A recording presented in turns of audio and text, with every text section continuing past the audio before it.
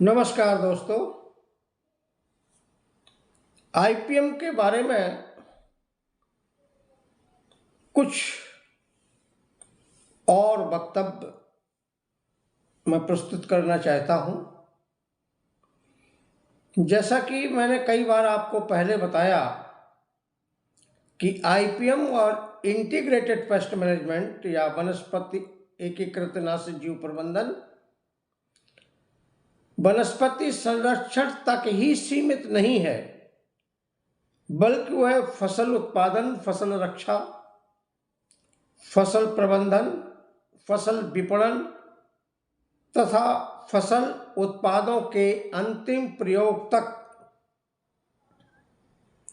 तथा सामुदायिक स्वास्थ्य, पर्यावरण, पारिस्थितिक तंत्र, जैव विविधता, प्रकृति, समाज और जीवन के जुड़े हुए विभिन्न मुद्दों तक संबंध रखता है। आईपीएम बीज से लेकर बाजार तक और किसान से लेकर दुकान तक तथा फसल उत्पादों के विभिन्न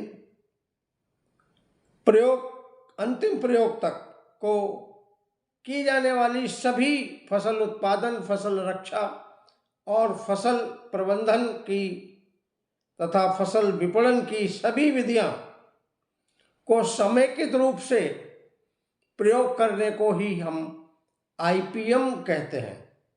ये सिर्फ वनस्पति संरक्षण या प्लांट प्रोटेक्शन तक सीमित नहीं है, बल्कि ये समाज, प्रकृति और फसल उत्पादन तथा फसल रक्षा, फसल का विपणन, उनको बेचना, इन सभी मुद्दों से संबंधित एक विचारधारा है या समेकित विचारधारा है।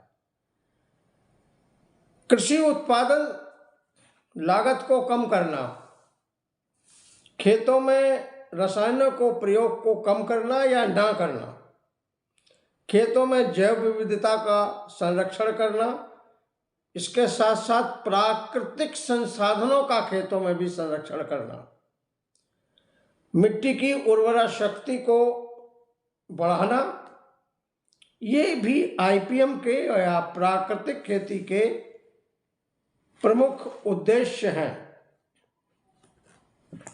दोस्तों, बिना दिली इच्छा के,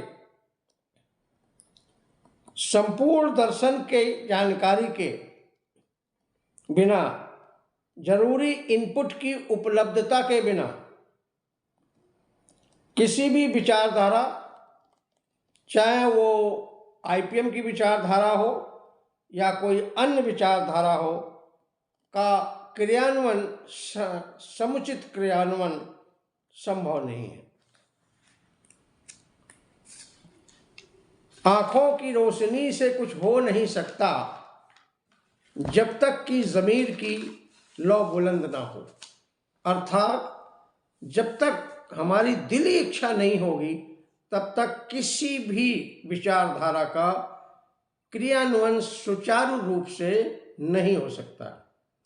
किसी भी विचारधारा का क्रियान्वयन सुचारू रूप से करने के लिए, उससे वांछित रिजल्ट, नतीजे लेने के लिए हमें हमारे अंदर एक दिली भावना, दिली इच्छा होना आवश्यक है। धन्यवाद।